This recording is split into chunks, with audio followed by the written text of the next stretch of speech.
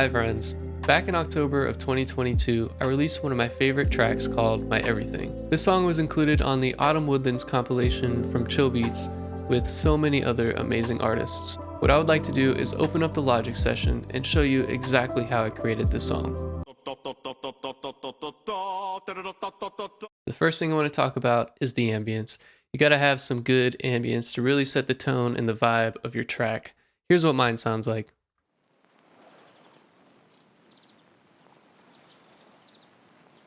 So as you can see, I've stacked 3 together. I've got some vinyl ambience where I'm cutting out some highs and lows. I've got some waves that sound like this. Just very, very relaxing sounding. And then I've got some birds that sound like this. You'll notice on this birds track, and probably some more tracks later on in the session, that I have an EQ on it that isn't doing anything besides turning the volume down. And this is because I like to save the volume knobs on the tracks for more fine tuning. So if I'm turning the volume down 10 or more dB, I like to either use EQs or the track gain. I have this electric piano sound driving the main chord progression, and I'm using the Analog Lab mid-range preset, and you can see the settings here.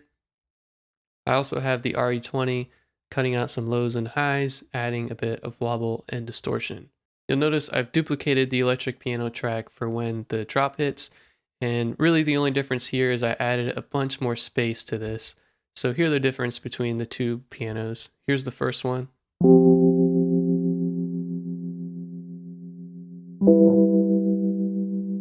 And here's the second electric piano after the drop hits.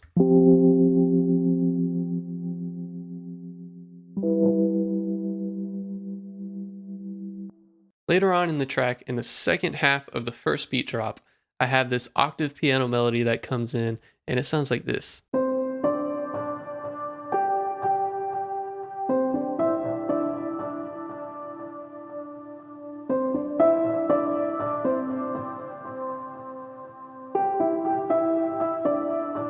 To get this piano sound, I'm using the Imagero Piano 2, running into the EC300 for some delay, then ROM for some reverb, and finally I have the piano running through this EQ to cut out the lows because there's no need for the lows in this melody.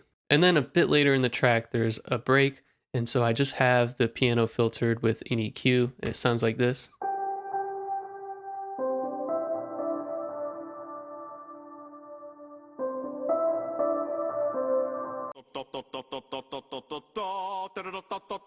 Now let's talk about the drums.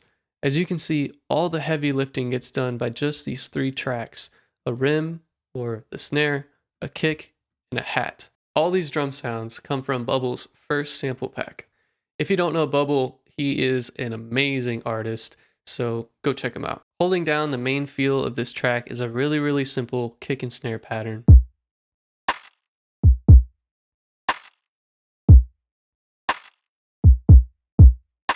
And this very swinging hi-hat with a bit of the highs cut out. And all together they sound like this.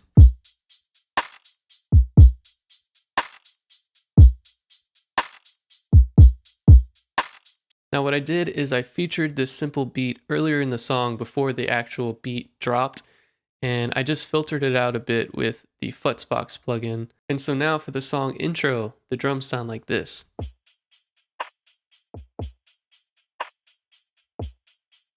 And then here's what they sound like in context.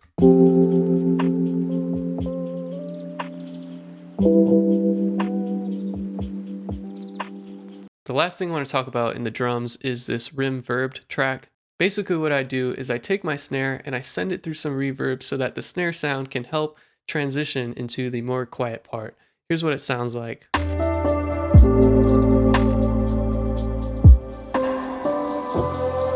If I weren't to do that, it would sound like this.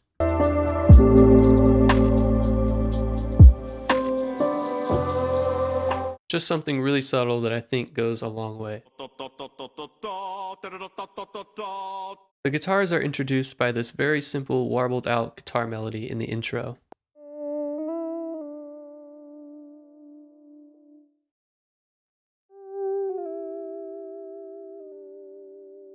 When I recorded this guitar, instead of striking the first note with a pick or my finger, I actually used the volume knob to swell into the note to create a more subtle sound. And to create this warbly sound, I'm using Sketch Cassette, Futzbox with the awesome cell phone sim, and an EQ to cut out some lows. The other cool guitar I have in the intro is this reverbed out guitar just playing the chords.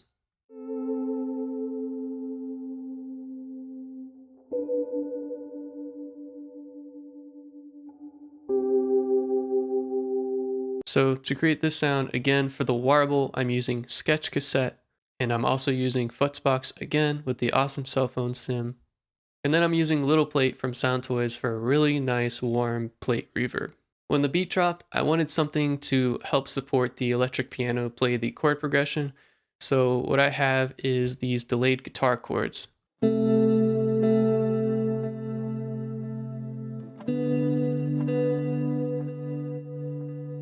For this guitar, I'm using the Archetype Corey Wong amp with the delay and reverb engaged, and some EQ to cut out the lows so I don't muddy up the mix. Now here is the money guitar, Slide Guitar 1. Typically, I use guitar slides for counter melodies or to hide behind melodies to create a nice pad movement, but for this song, for whatever reason, I decided to make the slide guitar the main melody, and this is what it sounds like.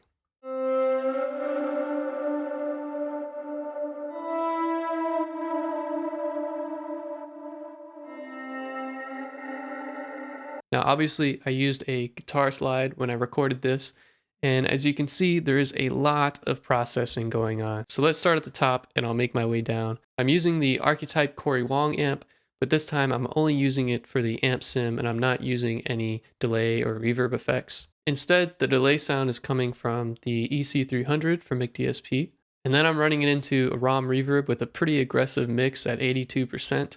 And then it's going into the 6060 module plugin to add saturation and compression. And finally, I'm running it through an EQ to do my favorite thing, which is cut out all the lows that I don't need so I don't muddy up the mix. What I did later on in the track is take the main melody, Slide Guitar 1, and bounce it out, pitch it up an octave, and then chop it up into these two tracks, Slide Guitar High Right and Slide Guitar High Left. This is what they sound like.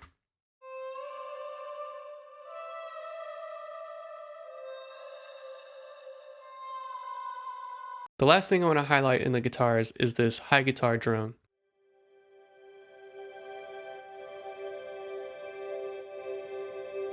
Unfortunately, this track was bounced in place, so I don't have the chain to show you, but basically it was the Corey Wong shimmer reverb.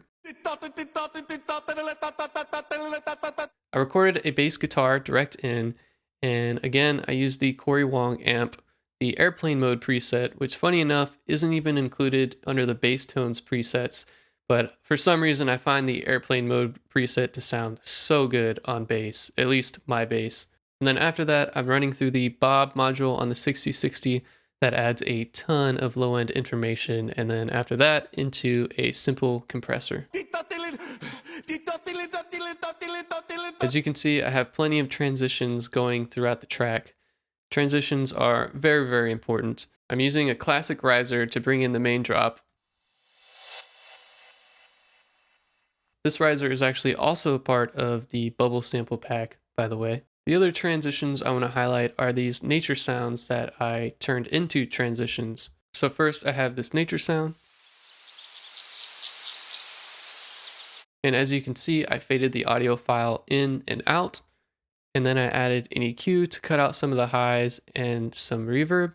Now it sounds like this.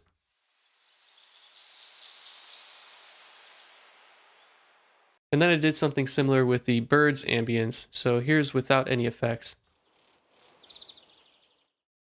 And here's with some EQ and reverb. And here's with both of them together.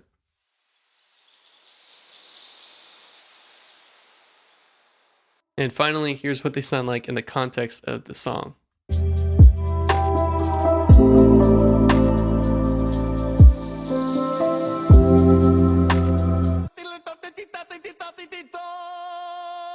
The last thing I want to talk about in this session is the sidechain compression. As you may have noticed, most of the tracks had a compressor on it that I didn't talk about. And what these compressors are doing is turning down those tracks every time the kick hits. So this is the compressor on the vinyl track, and you can see I've sidechained it to kick 2. I've turned auto gain off and the auto attack and release off so that I can have more flexibility. And also, the reason why I did put a separate compressor on every track is so that I have that flexibility, right? Maybe I want the vinyl sound to sidechain more than I want the kick to sidechain. So when I have a compressor on every single track, I do have that flexibility and tweakability. So that's essentially how this song was created. I hope you're able to get something out of that, and if you have any questions, let me know. And if you have any content ideas or things you would like to see, also let me know. I hope y'all have a great one. Peace.